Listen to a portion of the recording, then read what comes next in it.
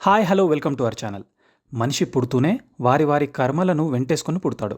ఈ చోటి కర్మ ఈ చోటే, ఈనాటి కర్మ మరునాడే అనుభవించి తీరాలంతే అంటాం. మరి కర్మల నుంచి తప్పించుకోవాలంటే అసలు తప్పించుకోగలమా? అది జరిగే పని కాదు. పూర్వజన్మ పాప ఫలితాల వల్ల కర్మలు కొన్ని, పితృదేవతల ద్వారా ప్రాప్తించిన కర్మలు మరికొన్ని, ప్రస్తుతం చేస్తున్న కర్మలు ఇంకొన్ని. ఏంటి కర్మ? ఈ కర్మల నుంచి తప్పించుకోవడం ఎలా? హిందూ ధర్మం ప్రకారం మనిషి అధీనంలో కర్మ, భగవంతుని అధీనంలో కర్మఫలం ఉంటాయి. ప్రతి మనిషి పుట్టినప్పటి నుంచి చనిపోయే వరకు మనందరం కర్మలు చేస్తూనే ఉంటాం. అలా మనం చేసే ప్రతి కర్మకు ఫలితం ఉంటుంది. మనిషి చేసిన కర్మలకి అనుభవించే ఫలితాన్ని కర్మఫలం అంటారు. అసలు ఈ కర్మలు ఏంటి? ఎన్నుంటాయి? అవి 3 రకాలుగా ఉంటాయి: సంచిత కర్మలు, ప్రారబ్ధ కర్మలు, ఆగామి కర్మలు అని. ముందుగా మనం సంచిత కర్మల గురించి తెలుసుకుందాం. సంచిత కర్మలంటే తల్లిదండ్రులు చేసిన అప్పులు కొడుకు తీర్చడం లాంటిది. అంటే మన పితృదేవతల ద్వారా ప్రాప్తించిన కర్మలు. పూర్వజన్మల్లో చేసిన ఆగామి కర్మల ఫలాలను వివిధ కారణాల చేత అనుభవించలేకపోతే వాటిని ఒక జన్మ నుంచి మరొక జన్మకి, అక్కడి నుంచి వేరొక జన్మకు మనం తీసుకొని వెళ్తాం. జీవుడు తన శరీరాన్ని వదిలిపెట్టిన ఈ సంచిత కర్మలు మాత్రం జీవుణ్ణి వదిలిపెట్టకుండా అతడితో వస్తుంటాయి. అంటే అతడు వేరే జన్మ ఎత్తితే ఆ జన్మలో కూడా వెంటేసుకొని పుడతాడని. జీవుడు ఈ శరీరాన్ని వదిలి వెళుతూ ఆ శరీరంలో ఉన్నప్పుడు సంపాదించిన కర్మఫలాలను మూటగట్టుకొని తగిన మరొక శరీరాన్ని వెతుక్కుంటూ వెళ్తాడు. దీనికి కారణం సంచిత కర్మలు. ప్రారబ్ధ కర్మలు. ప్రారబ్ధ కర్మలంటే పూర్వజన్మలో మనం చేసుకున్న పాపపుణ్యాల వల్ల కలిగే కర్మలు.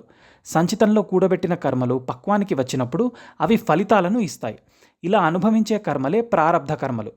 మనం చేసుకున్న ప్రతి పనికి ఫలితం ఎప్పుడో ఒకప్పుడు అనుభవించక తప్పదు. ప్రారబ్ధ కర్మల ఫలితాన్ని అనుభవించటానికి తగిన శరీరాన్ని వెతుక్కుంటూ వెళ్ళి ఆ శరీరంతో జీవుడు మళ్ళీ ఈ లోకంలో ప్రవేశిస్తాడు. అలా వచ్చిన జీవుడికి ప్రారబ్ధ కర్మఫలాలని అనుభవించటం పూర్తయ్యే వరకు ఆ శరీరం ఉంటుంది.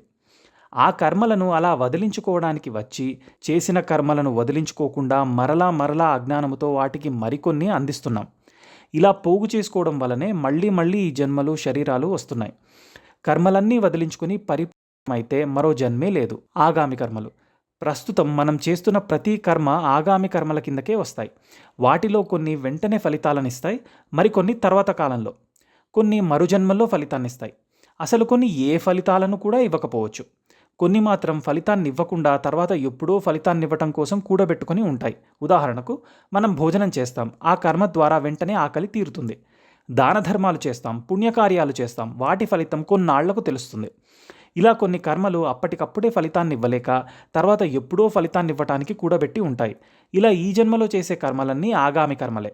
అసలు ఈ జన్మల పరంపరలు కొనసాగటానికి కారణాలు అహంకారం వలన అజ్ఞానం కలుగుతుంది, అజ్ఞానం వలన అభిమానం కలుగుతుంది, అభిమానం వలన కామక్రోధ మోహాలు ఏర్పడతాయి. కామక్రోధ మోహాలు ఏర్పడటం వలన కర్మలు చేయవలసి వస్తుంది. కర్మలు చేయటం వలన పునర్జన్మలు వస్తాయి. ఇక్కడ అతి ముఖ్యమైన విషయం ఏంటంటే ఎవరెవరు ఏ ఏ కర్మలు అనుభవించాలో అందుకు అనువైన తల్లి గర్భాన్ని వారే ఎంచుకుంటారు. నిజానికి కూతురు కొడుకు అనే బంధాలు లేవు. కొంతమంది మానసిక వికలాంగులు చాలా ఆరోగ్యవంతమైన జన్యుపర సంబంధం లేని భార్యాభర్తలకు జన్మించటానికి మనం చూసాం. అలా వారు పుట్టటాన్ని వారి ప్రారబ్ధ కర్మ అని అంటారు.